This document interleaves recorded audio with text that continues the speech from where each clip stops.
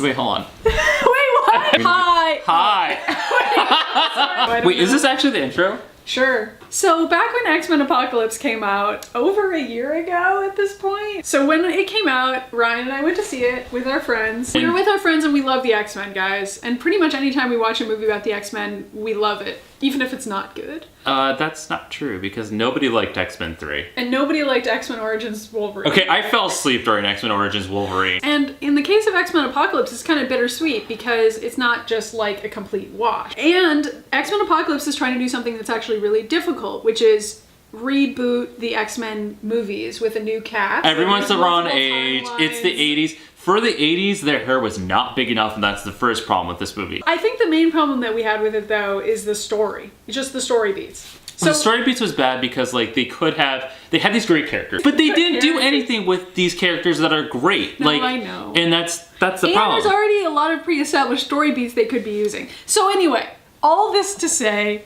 that in the weeks following X-Men Apocalypse, Ryan and I talked a lot about how we would have fixed it. We rewrote the script as to how we would have shot it, how we would have put it together, and erased parts of it that didn't work. So we're gonna tell you how we would fix it.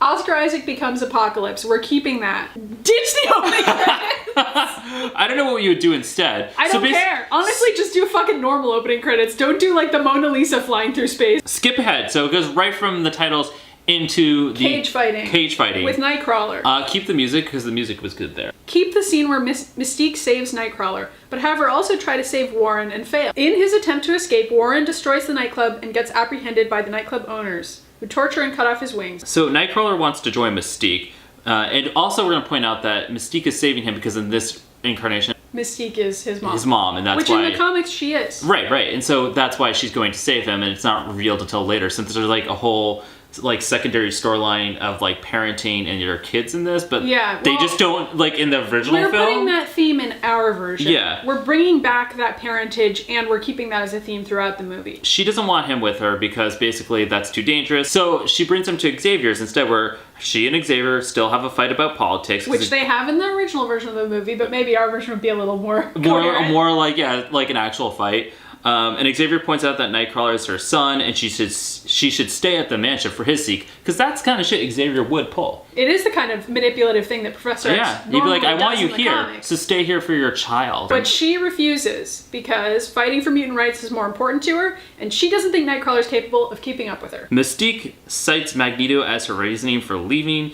Even if she doesn't agree with his methods, she finds that fighting for mutant rights is more important than a false show of unity. Which is, you know, classic Mystique Xavier dynamic. Right, so then we cut to what had happened beforehand, and now it's happening afterwards with Psylocke. Yep. And she's replacing Moira in this. Moira is not in our script at all. Yeah, sorry guys, we cut Moira. We need Psylocke. She is the one who goes underground to raid Apocalypse's tomb instead of Moira. To rob them. She's going there to rob them and find artifacts, either because she's Psylocke and she's a thief, or she's sent there to assassinate someone. Those are a couple options. Story beats we came up multiple with. choice. She accidentally awakens him instead of Moira.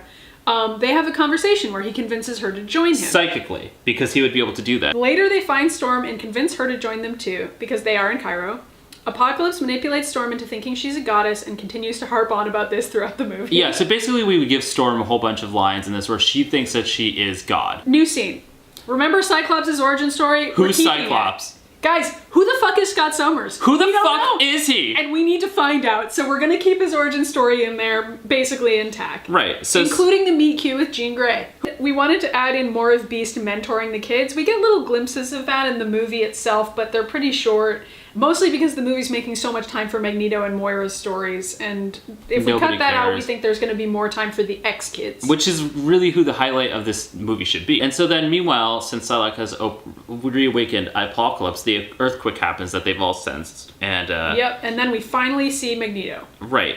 And so Magneto, this cuts to him experiencing the earthquake wherever the fuck he is, like in a, like, hiding out in a steel mill, because that's a good place to go if you have magnetic powers. So he still saves one of his co-workers and blows his cover, but instead of just going home, he decides to leave town right away. We don't include his wife and child. Because that's a whole subplot that's done horribly in this. But Ryan, what if there was like another woman and a female child that we could kill for like motivating a male character? Oh, I don't know. Let's get right on that, Hollywood. You've never done that one before. And then we also see a parallel at the same time of Mystique on the run. Like, so Magneto's going towards Xavier's and Mystique is leaving Xavier. And then a parallel scene to the same thing as this, where Quicksilver is watching the news and seeing Magneto on the news and identifying that it's his father, because he did know that in the movie. He knew that it was father. And remember, we're keeping all those parental plot lines this time around. So then we go back to the mansion, and Jean is having her nightmare. From her nightmare. We're gonna keep all that.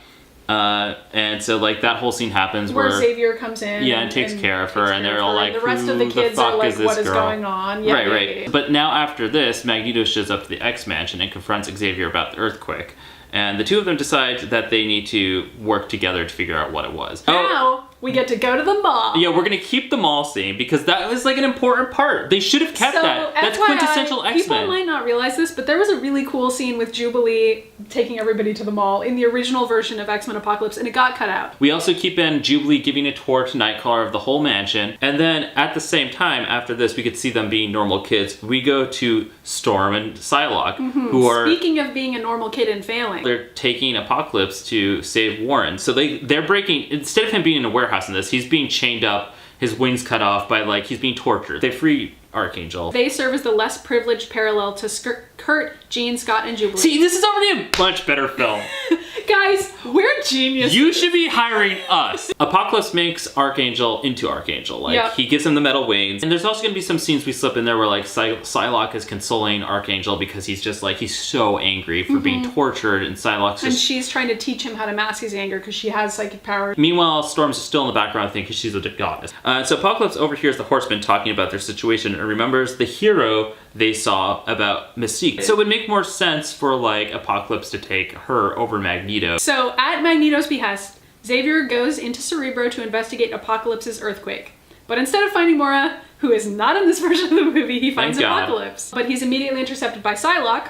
Because she has psychic powers, and they have a huge astral plane battle. Have you noticed that we're giving Psylocke more to do? Well, you know what? If you're gonna put these great characters in them, fucking use them. Apocalypse takes over his mind, Xavier's mind, and sends a message to everybody on the planet, launches the nuclear weapons, etc. Apocalypse and the Horsemen teleport to the X-Mansion.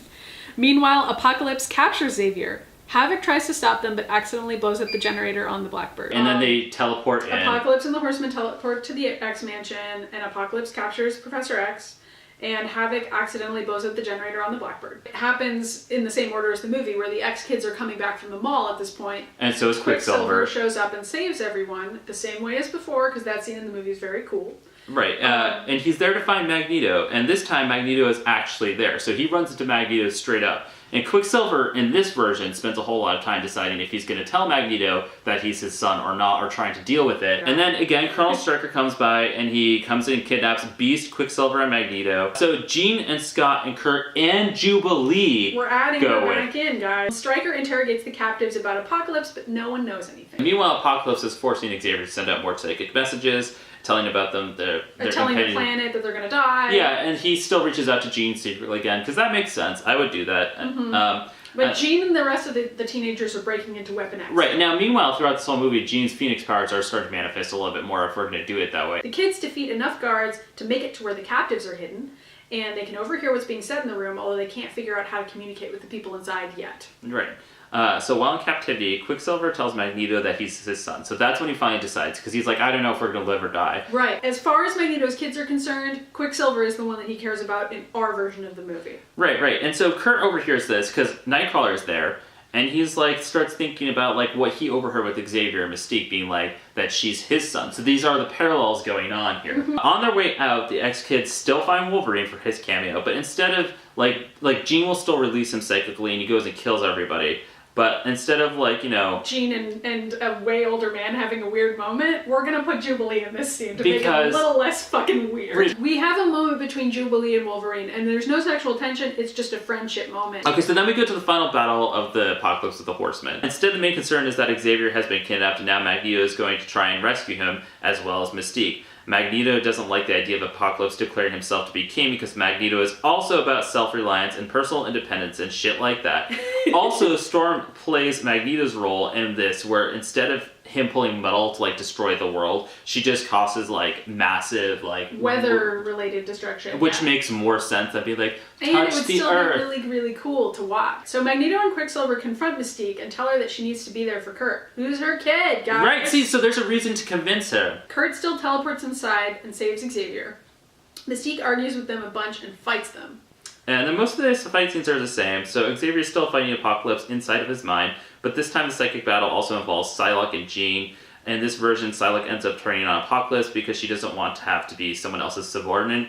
And maybe Warren appears dead, but like he's not actually going to die when he's fighting Kurt. In that final battle, the only person that can destroy Apocalypse in the end is Jean Grey. Psylocke reaches into Warren's mind and saves him, and even though she can't fix his physical wounds, she can pass him off to the X-Mansion folks, so Beast takes him in, and Angel joins the X-Men. Psylocke still goes her own way. Storm sees Mystique leave, and now she sees the friendship between Jean and Scott and Juliet and Kurt as being the real heroes and the real, like, example of the future for her. And the end of the movie involves all the kids going back to the mansion together and deciding to become the X-Men. Jubilee is the star of this movie. One of us wrote that down, I don't know who. Mystique is not leading them. If anything, Scott should be giving that speech, or Magneto. This would make the most sense because Magneto and Xavier literally flip-flop on leading the X-Men. So Mystique is still, she's back to being on the run and working because solo that's again. Mystique. Because that is her style. She's not a good guy. Yeah. Magneto and Xavier kiss in that final scene. Oh, they do, and it's just beautiful. They do, and then there's a heart that comes in. And then Xavier dies, and Michael Fassbender makes out with himself and an alien. The post-credits scene is still the same, but instead of a man in a tux, it's Gambit collecting the vial for Mr. Sinister. Yeah, okay, so instead of a random person doing it, it should be Gambit. It should be Gambit. It should be Gambit. You know what? I still think our version was better. I think so too. Fox, if you want somebody Fox. Yeah, Fox, if you want to like have somebody that can write a movie properly, you can hit us up. Go to themutantages@gmail.com because that's what this is. This is part of our podcast, The Mutant Ages, where we have a podcast about X-Men where we talk about shit like this all the time, and you should listen to it. And you should. We're currently reviewing every animated episode ever, every cartoon. And that's on iTunes and Stitcher and on SoundCloud. That's right. And you can find me at Ryan Pagilla on Twitter. I'm at Minnie Myers. X-Men! And if you have any comments about this and how you think the movie should have gone, or if you disagree with us, that's fine. You can leave comments below, and you can subscribe in the button below, or you can email us at themutantages@gmail.com. But make sure you hit that like button. Hit that like button. Okay, bye! See you next time!